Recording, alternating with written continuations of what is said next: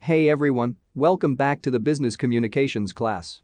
Today we will get to learn something very crucial: finding and evaluating business information. Let us get to what we are going to learn today. We will answer these questions. How do you determine what information you need? How do you conduct and evaluate research in print and online sources? How do you conduct and evaluate primary research? How can you use social media in your research? How can you effectively organize the results of your research? Workplace research differs from academic research in two key ways. The starting point. Whereas academic research starts with a topic, workplace research starts with a question or problem. The goal. In academic research, the goal is to learn. And in workplace research, the goal is to find, analyze, and organize information to answer a question or solve a problem. The steps involved in academic research are topic, question, research, and learn. Steps involved in workplace research are problem, research, analyze, and solve. In this chapter you will learn how to conduct the research necessary to prepare business reports, proposals, and presentations. The steps are: developing a research plan, searching different types of sources, conduct your own original research, and organizing the results. So, how do you determine what information you need? Let us go through these steps. 1. Analyze the research question and topic. 2. Identify audience concerns and needs. 3. Establish the scope of the research. 4. Define research activities. 5. Develop a work plan. So, this is going to be a chapter scenario. A manager at a global consumer product company is asked to research and recommend an online learning management system for her company. What do we do now? We can start with analyzing the topic by asking background questions to understand history, context, structure, and categories. Analyzing the research question by uncovering its assumptions and developing sub-questions will also help. Here are some questions to guide us through our learning management system research. The first research question is: would a learning management system be an effective tool for a company? So there's some sub-questions to this one. Some of them are: what specific training and content management needs does our company have? What current problems are we facing? What are the options for solving these problems? Is an LMS the best option? The next question would be: if an element would be effective, which one is the best option to meet a specific training needs? This question too has some sub-questions. Those are: what are the various options for LMS programs? What criteria will we use to judge the options? Which option best meets the criteria? Now, the third research question would be: what will be the cost of the recommended option in money and time? Again, we have some sub-questions. Those questions are: what is the initial purchase and installation cost? What are the ongoing costs, such as customer support? How much time will it take to get the new system up and ready to use? So, here are some background research questions.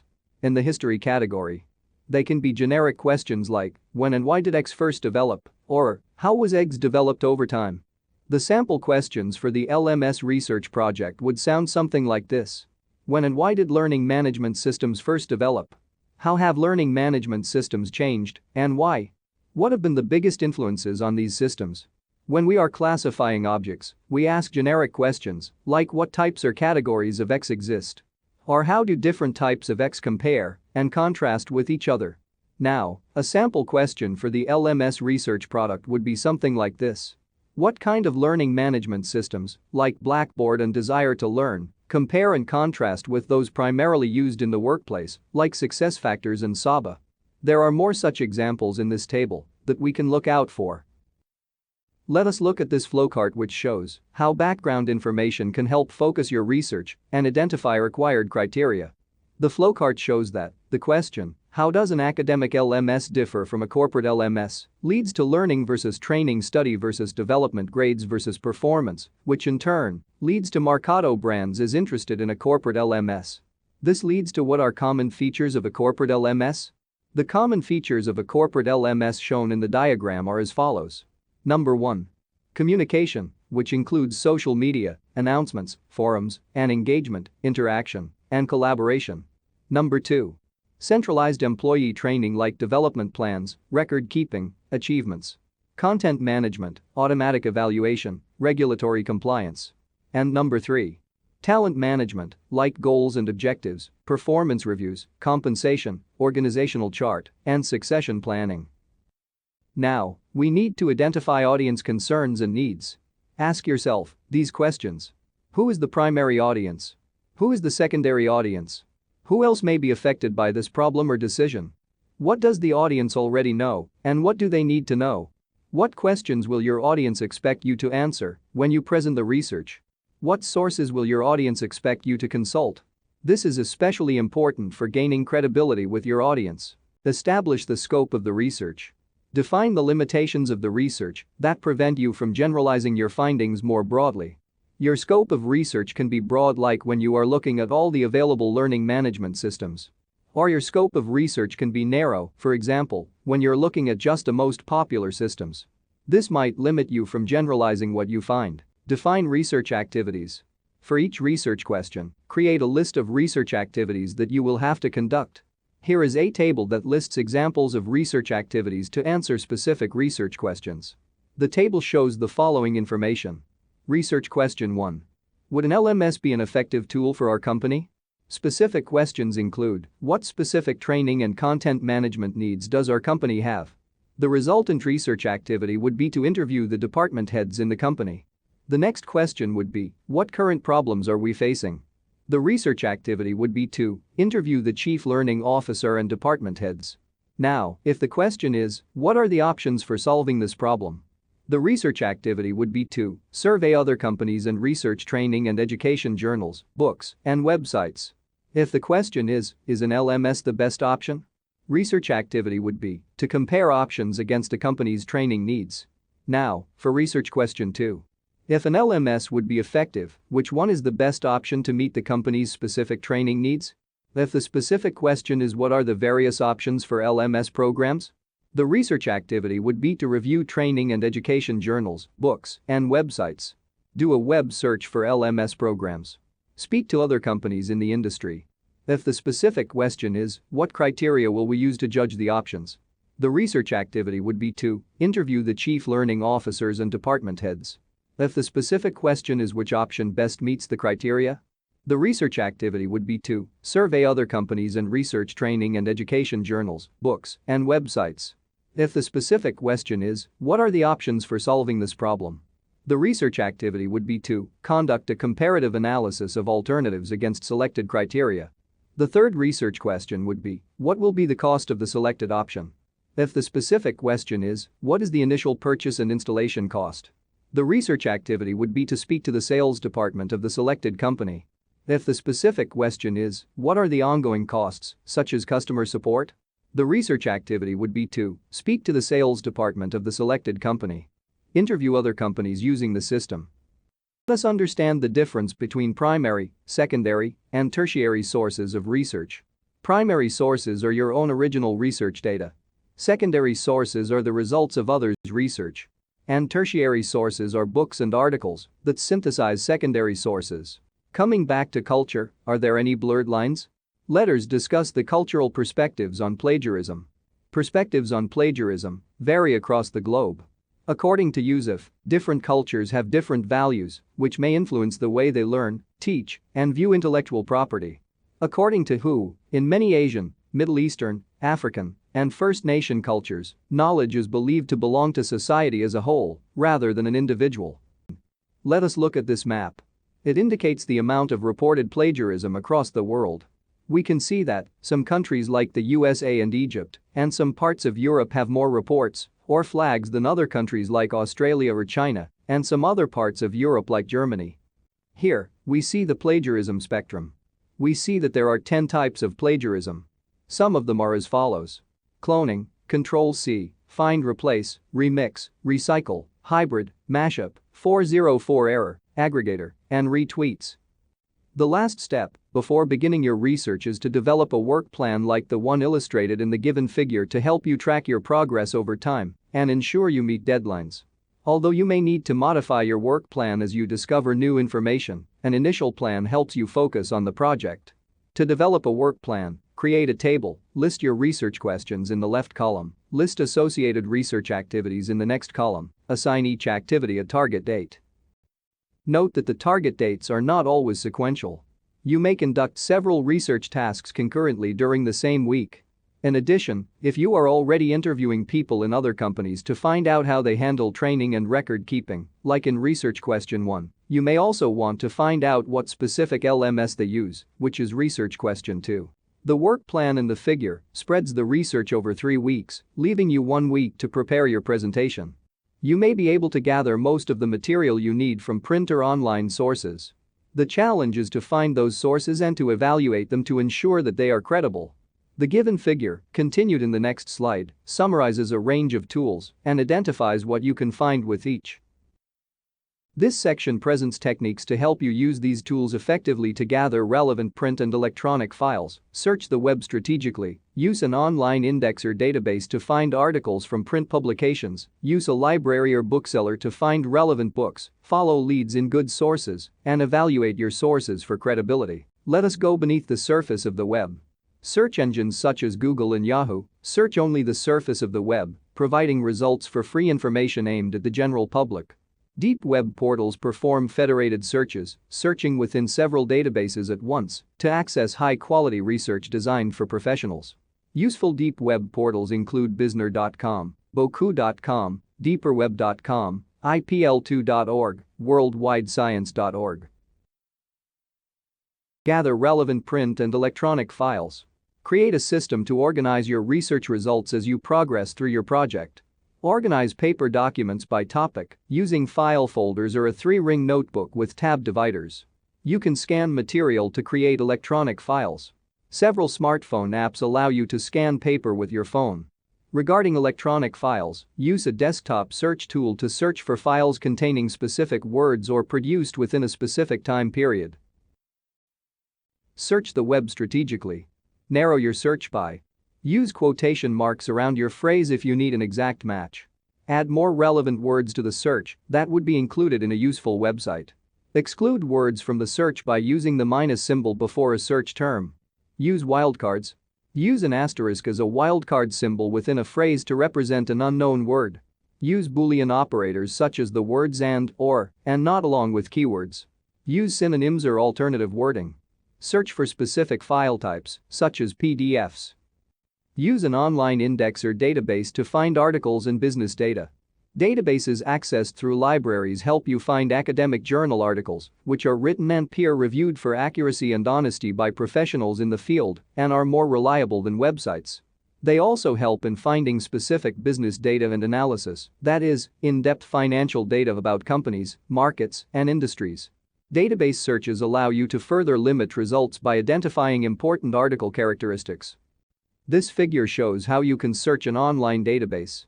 Enter key terms into the search box. Use the sidebar to refine your search results. You can select only articles that have full text available or specify date ranges and types of publications to find the most useful material. Follow the links in the results list to access the full text of the article. The results list contains all the relevant publication information for the articles. Do not forget your citations. This database will generate a fully formatted citation that you can cut and paste into your reference list. You can also use a library or bookseller to find relevant books.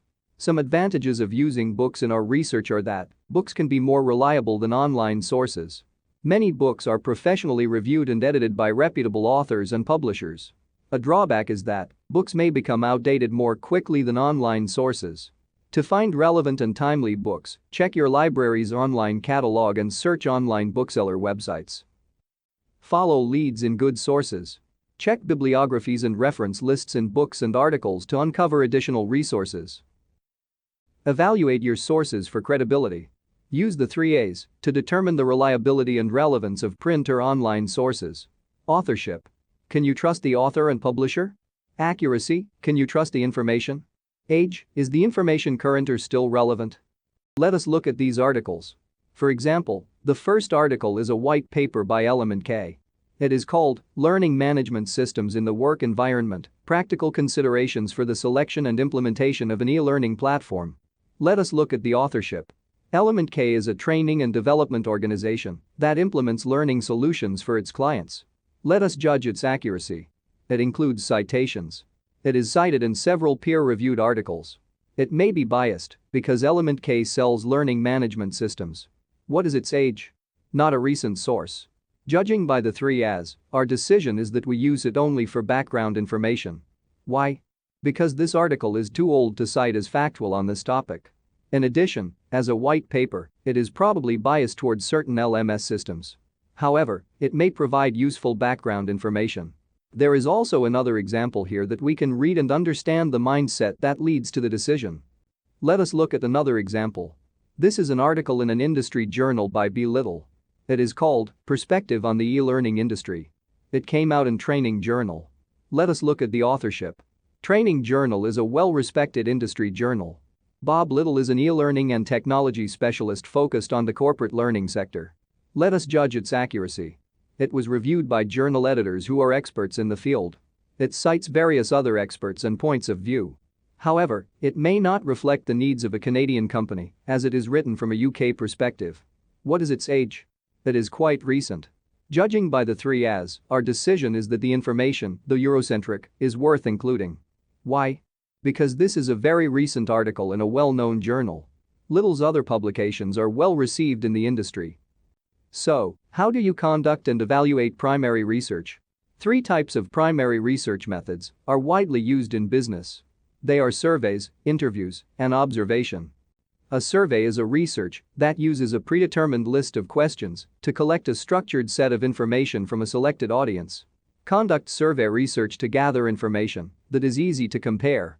Now, why would you use a survey? To determine public opinion, to get insight on preferences, and to understand people's experiences. How do you administer a survey? The steps go like this. At first, choose which people to survey, then, decide on a survey medium. Compose effective survey questions and organize them in a questionnaire. Finally, analyze, interpret, and evaluate results. Choose which people to survey. Population is the audience from whom you want to collect responses. And sample is a representative portion of a given population. The 3 kinds of sample are convenience sample, the people to whom you have easy access. Targeted sample, the people only from the specific group being studied. And random sample, people selected from all available members of the population you want to study. To select a medium for delivering your survey questions to your participants, consider the advantages and disadvantages of the various options. Face-to-face and telephone surveys allow you to ask clarifying and follow-up questions, leading to more in-depth information. However, these in-person surveys are time-consuming, and they require you to manually enter data into a spreadsheet or tabulate data manually. Mailed surveys, manual or electronic, also require manual entry of data, and responses may come in slowly. Online surveys address all those problems and offer additional advantages. They are inexpensive, fast to distribute, and easy for the audience to complete. However, research shows that response rates are often lower for online surveys than for mailed surveys. To increase the response rate, experts suggest notifying participants in advance that they will get a link by email. To determine the content of your survey questions, use your broader research questions as a guide. For example, if you want to determine which LMS would be most effective, you might ask your survey population how satisfied they were with systems they used in the past. Once you know what you want to ask, the next step is to determine how to write questions so that you get the information you need. Avoid ambiguous questions that can be interpreted in multiple ways. For instance, don't ask, "How would you rate the learning management system?" because you will have no way of knowing what criteria the respondent is using for the rating. To fix this problem, identify the criteria for their response, such as, how would you rate the effectiveness of the online training you have taken compared to traditional face-to-face training? To ensure your survey questions are effective, you can pilot test them with a focus group before distributing the survey. The figure here shows examples of several survey question formats. Examples include questions that require respondents to select a specific response, yes or no, rate or rank the listed options, or assign a value to a statement. Your survey may include a variety of question formats, or you might find that one format, such as multiple choice, works well to gather data that answer your research questions. If you choose an online survey format, you have the option to construct some of these questions as branching questions that lead respondents to different topics depending on how they answer. For example, The yes/no question: have you used a learning management system, LMS, for training in any of your prior work experiences, might branch into two paths. Respondents who answer yes can be directed to questions that evaluate the systems they have used. Respondents who answer no can be directed to questions about traditional, face-to-face training. Many surveys also request demographic information that allows you to categorize respondents' answers in relevant ways. For example, in some surveys, you may find it relevant to ask participants about their age or where they live. For this LMS survey, however, age and location are not relevant. Instead, you might ask a question about when the participants joined the company and how many training courses they have taken. After the survey is completed, you need to count, summarize, and analyze the responses. For each question, you will need to decide which measures to use to report responses: percentage, range, mean, median, mode, or the total count, called N for number. For some questions, percentage and total count are the most logical data to report. Consider, for example, the yes/no question in Figure 8.10. Have you used a learning management system, LMS, for training in any of your prior work experiences? Yes/no determining the percentage of people who have used a system in the past lets you know whether most people or very few people in the population have LMS experience. In addition, you need to know exactly how many people this percentage represents. If only 20% of the 130 people surveyed have LMS experience, you will have data from only 26 people.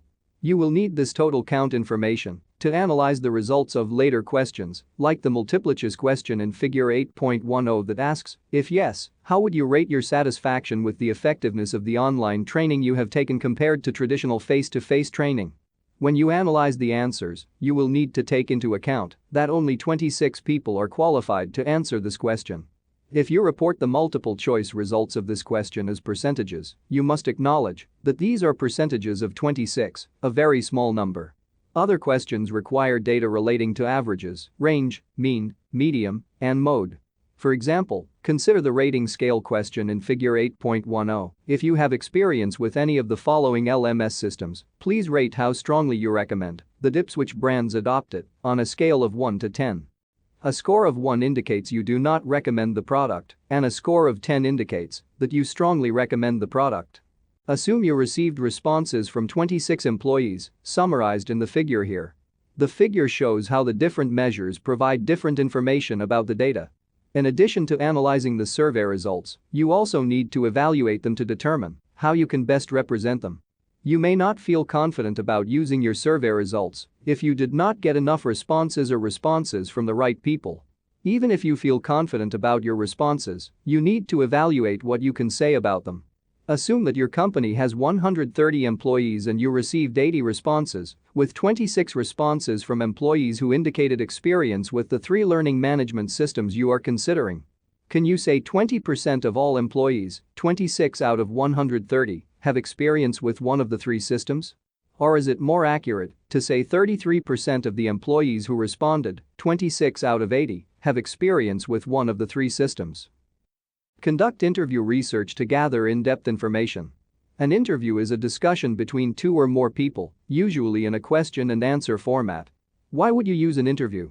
To go beyond predefined answers, to learn unexpected things, to delve deeper into answers. What does a good interview require?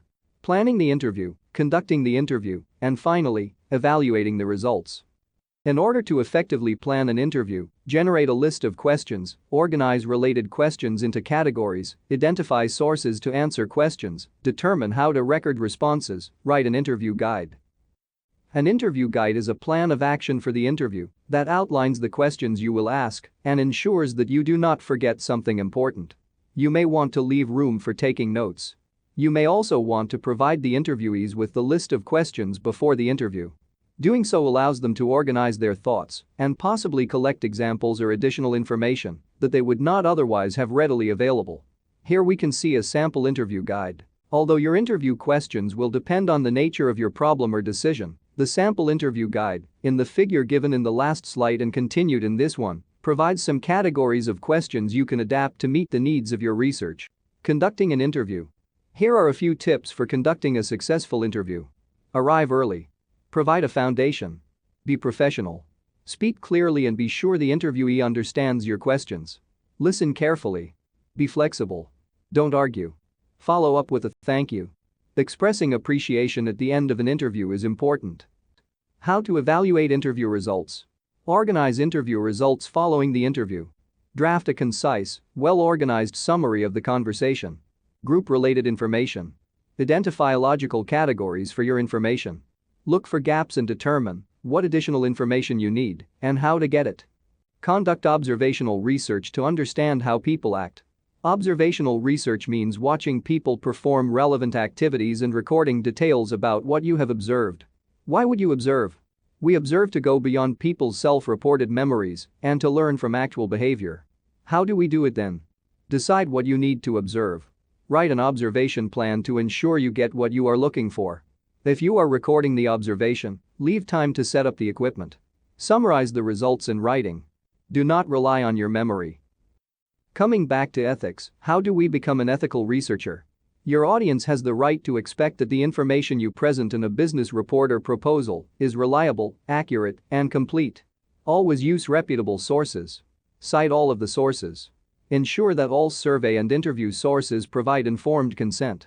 Report research accurately. Include all relevant information, even if it contradicts your position. Respect intellectual property and fair use of other people's material. How can you use social media in your research? Search for experts who write on topics you need. Request information through surveys and question-answer sites. Collect anecdotal evidence from people's experiences. Many experts write and publish blogs on their topics of expertise. Reading these blogs is similar to interviewing experts. So, search for them online. To find relevant blogs, search for the name of your subject plus the word blog. Be sure to evaluate blogs for authorship, accuracy, and age. And take care to distinguish between fact and opinion. Crowdsource your research. You can post a question on a social media site. The advantages are that you get expert consulting for no cost. Expert gets professional exposure. Questions and answers are archived on the site. Also, the responses you get will benefit others. You can also conduct a survey through social networks. Post a survey on your company's Facebook wall and then use Facebook, blogs, or Twitter to post links to the surveys. Use LinkedIn Answers to post questions to people who promote themselves as experts on a topic. Share your information. You can share the information you have gotten through sites like SlideShare or WordPress or blog posts. Gather anecdotal evidence from subjective reports or stories that people tell. While not scientific or verifiable evidence, you may find accounts of people's experiences useful in your research. Social reviews can provide anecdotal information about products you may be researching. Blogs, microblogs, videos, and sites like Amazon can be excellent sources of product testimonials, complaints, and reviews. How can you effectively organize the results of your research? Build your reference list as you research, organize documents and notes, organize findings by research questions. Build your reference list as you research. As you collect sources, record all the information you need to prepare a reference list. Choose a citation style based on preferences of the industry, the publication, or your instructor.